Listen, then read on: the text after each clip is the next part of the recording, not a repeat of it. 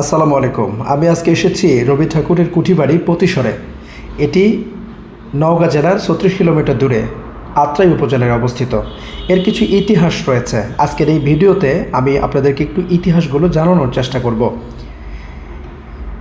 পৈতৃক সূত্রে প্রাপ্ত কালীগ্রাম পরাগনগর জমিদার বাড়ি দেখাশোনা করার জন্য আমাদের বিশ্বকবি রবীন্দ্রনাথ ঠাকুর ১৮৯১ সালে পতিসরে আসেন।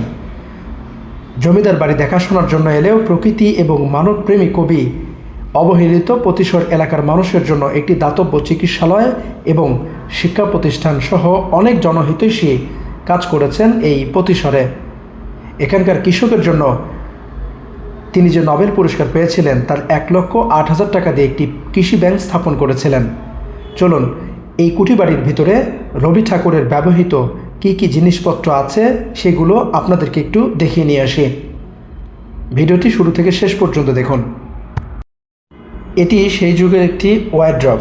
এটি কবিগুরু রবীন্দ্রনাথ ঠাকুর নিজে ব্যবহার করেছেন। দেখুন, পতিসরে সংগৃহীত রবি ঠাকুরের একটি ওয়ারড্রব।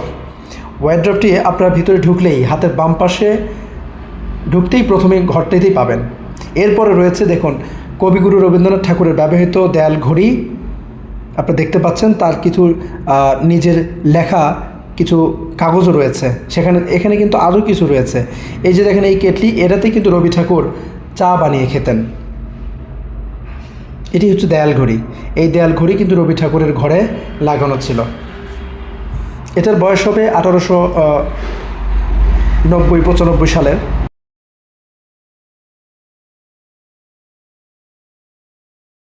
প্রত্যেকটা দেয়ালে প্রিন্টিং করা আছে রবি ঠাকুরের আঁকানো ছবি, রবি ঠাকুরের বিভিন্ন সময় লেখা কবিতা, রবি ঠাকুরের আঁকা তার নিজের ছবি এবং যুবক বয়সের যে ছবি সেই ছবি ছিল বিভিন্ন ধরনের।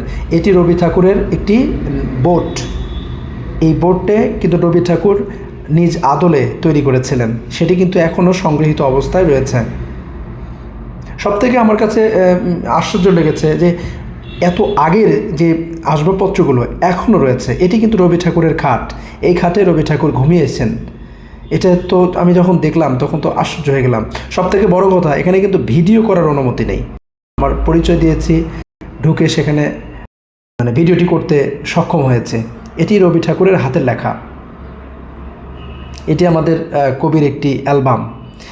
আসলে এর ভিতরে সব কিছুই আছে, একদম খুঁটিনাটি এমন কিছু নেই যে জিনিসটা এর ভিতরে নেই।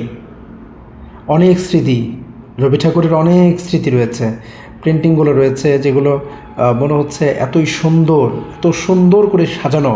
আমার কাছে তো একদম মনোমুগ্ধকর লেগেছে। দেখুন আপনার প্রিন্টিংগুলো দেখুন, অসাধারণ। এটি কিন্তু টেবিল। এটি রবি ঠাকুরের ব্যবহৃত একটি টেবিল। এই টেবিল কিন্তু রবি ঠাকুর ব্যবহার করেছেন। এই যে কাছারি বাড়িতে প্রাপ্ত টেবিল, এই কাছারি বাড়িতে কিন্তু এই টেবিলটা রবি ঠাকুর নিজে ব্যবহার করেছিলেন। কবির পাণ্ডুলিপিতে রবীন্দ্রনাথের কাটাকুটি। এটি একটি আলমিরা, এটা ব্যবহার করেছেন রবি ঠাকুর নিজে, যেটা আমরা সাধারণত এটাকে আলমারি বলে থাকি। এটি সেই আলমারি যেটা রবি ঠাকুর নিজে ব্যবহার করেছেন। আমি যখন এটা দেখছিলাম, পুরো যখন অবলোকন করছিলাম, তখন আমার কাছে আমি একটা স্মৃতির জগতে ছিলাম যে কোথায় এসেছি। মনে হচ্ছে রবি ঠাকুরকে পাবো, এখানে তো সবই আছে, মনে হচ্ছে রবি ঠাকুরকেও দেখতে পাবো, এমন মনে হচ্ছিল। আসলে আপনাদের সবারই এই জায়গাটাতে একবার হলেও যাওয়া উচিত। এটা হচ্ছে ভাতের পাত্র। রবীন্দ্রনাথ ঠাকুর এই পাত্রে করে ভাত খেয়েছেন। এটি ভাতের পাত্র।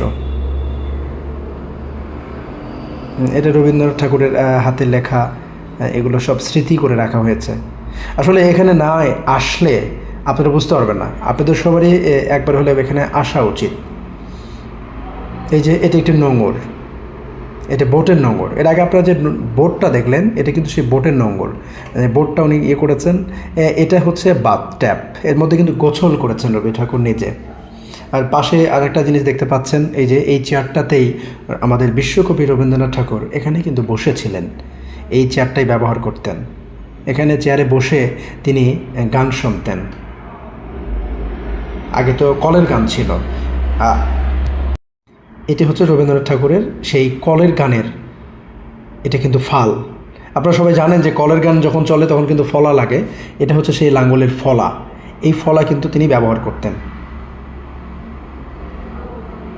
আরাম কেদারা, এই কেদারাতে তিনি কিন্তু আরাম করতেন। যা হোক, আসলে এই 5-6 মিনিটের ভিডিওতে আপনাদের এই রবি ঠাকুরের এই কুঠিবাড়িটা, এটা পুরোটা আসলে খুব সুন্দর করে দেখানো একদমই অসম্ভব। তারপর আমার জায়গা থেকে যতটুকু পেরেছি আপনাদের দেখানোর চেষ্টা করলাম। ভিডিওটি ভালো লাগলে অবশ্যই লাইক, কমেন্ট এবং শেয়ার করতে ভুলবেন না। ধন্যবাদ সবাইকে।